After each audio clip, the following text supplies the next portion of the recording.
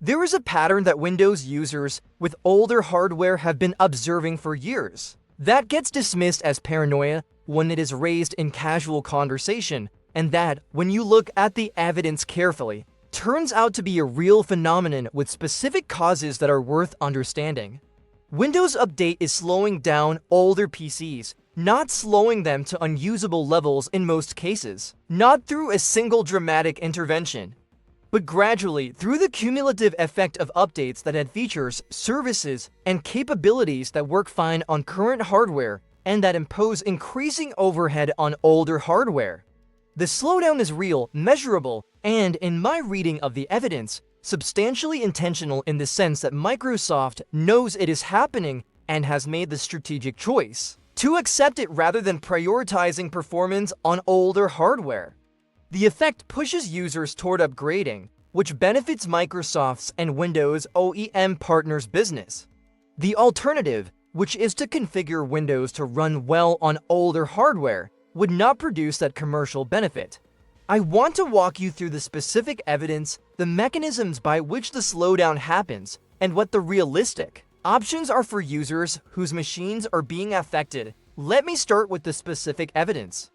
Benchmarks of the same hardware running different Windows versions, or different patch levels of the same version, have consistently shown performance degradation over time.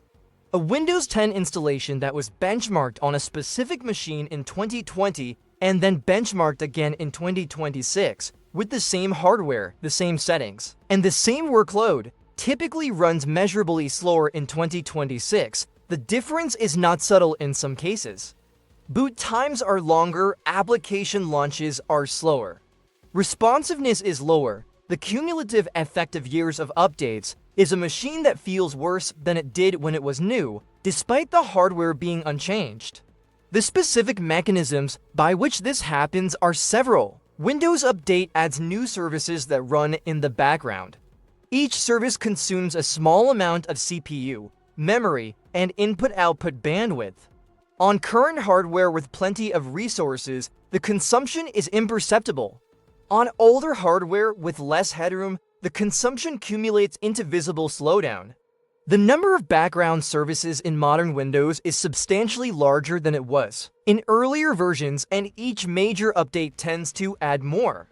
Windows Update also updates existing services to be more capable. The more capable versions often have higher resource requirements than the less capable versions they replace.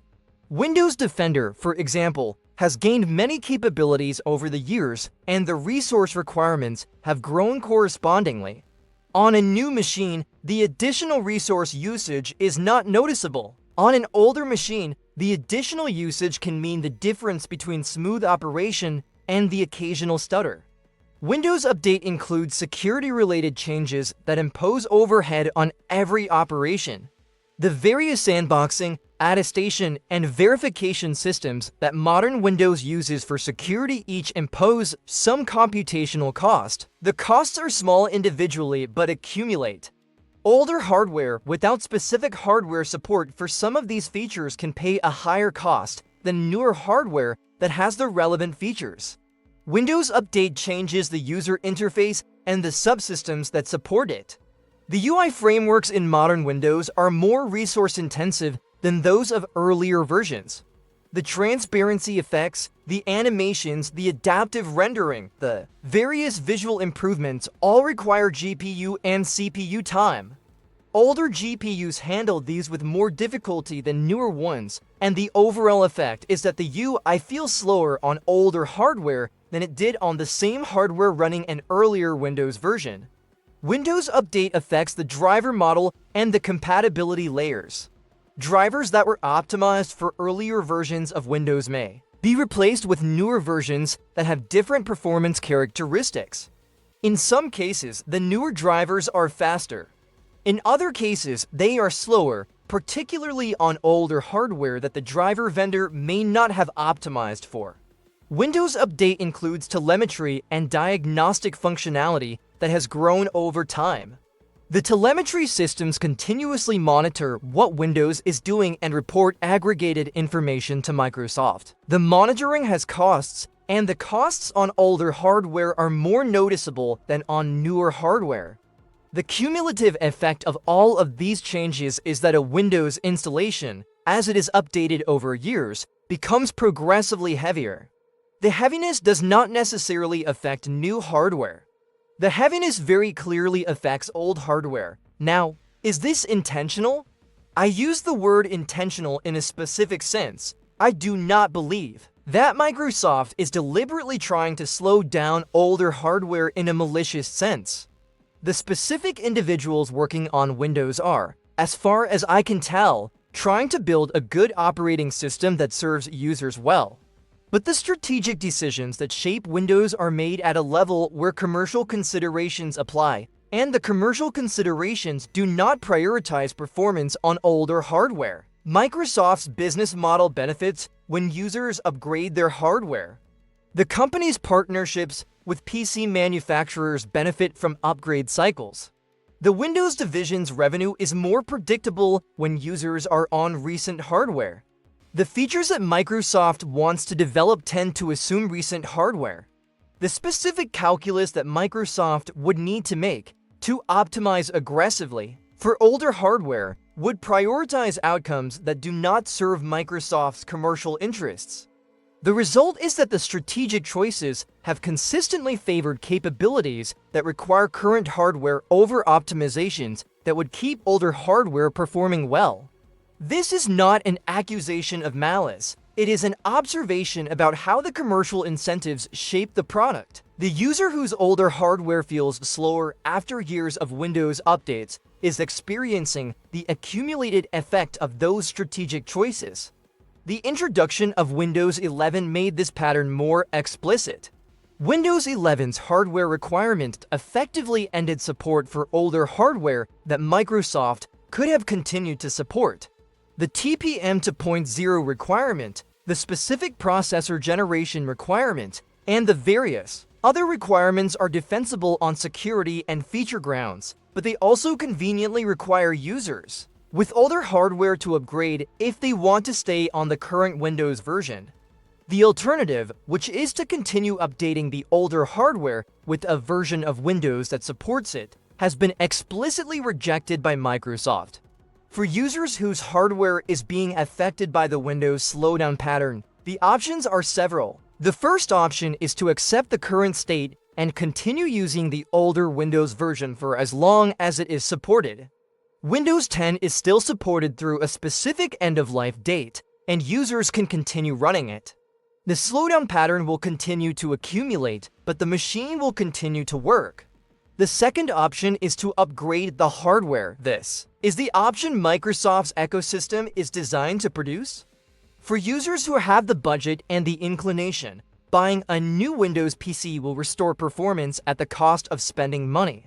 The new machine will perform well for some years before the cycle begins again.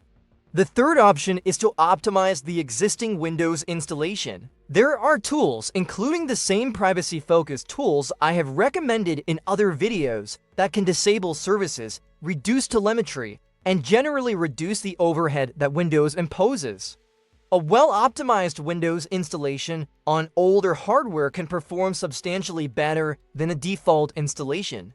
The optimization takes some work and needs to be maintained as updates arrive, but it can extend the useful life of older hardware meaningfully. The fourth option is to switch operating systems. Linux, which I have covered extensively in other videos, runs well on hardware that Microsoft considers obsolete. A Linux installation on a PC that feels slow under Windows will often feel like a new machine. The specific distribution matters, with lighter-weight options being better for older hardware, but any mainstream distribution will outperform modern Windows on hardware from 5 or more years ago. For users whose primary concern is keeping older hardware running well, Linux is the most effective answer.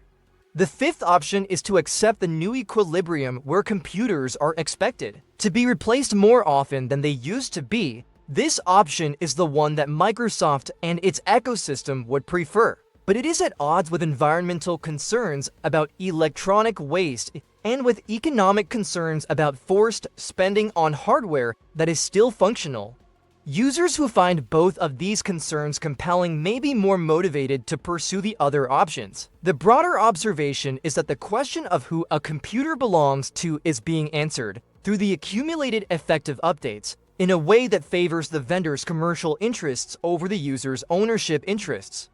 A computer that you bought and own that is still technically capable, that is being slowed down by software decisions made by a vendor, is a computer that is less yours than you might think. The alternative, in which you have more control over what runs on your machine and can keep it performing well on your terms, requires either aggressive management of Windows or a switch to a different operating system that is less aligned with a commercial ecosystem that benefits from planned obsolescence. Subscribe for the next video, which covers the specific optimizations you can apply to a Windows installation to counter the slowdown pattern, including the specific services to disable, the specific tools to use, and the specific results you can expect. And in the comments, tell me how old your primary computer is and whether you have noticed the slowdown pattern I described. The individual experiences, aggregated across viewers, tell a clearer story about the pattern than any single case can tell on its own.